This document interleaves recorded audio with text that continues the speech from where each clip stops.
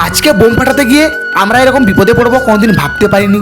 তো চলো তোমাদেরকে প্রথম থেকে বলি। তো দেখো, আজকে ছিল কালী পূজা, তার জন্য আমাদের গ্রামের শীতলা মন্দিরে কিছুগুলো লাইট লাগিয়ে দিলাম। আর লাইট লাগানো কমপ্লিট করে বাড়ি এসে স্নান করে বসে পড়ি লুচি খেতে।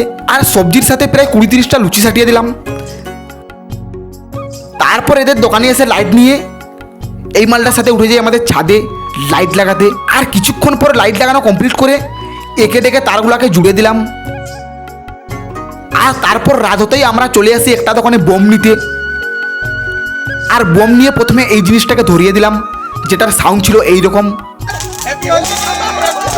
তারপরে শুরু করে দিলাম বোম ফাটানো।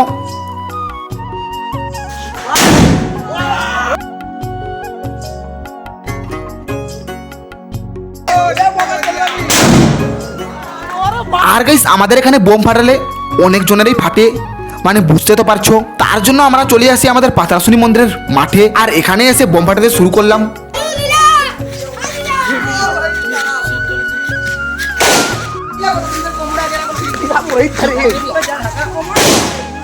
আর ছোটখাটো সব বোম ফাটানোর পর গাছ বোমটাকে একটা জায়গাতে বেঁধে ধরিয়ে দিলাম।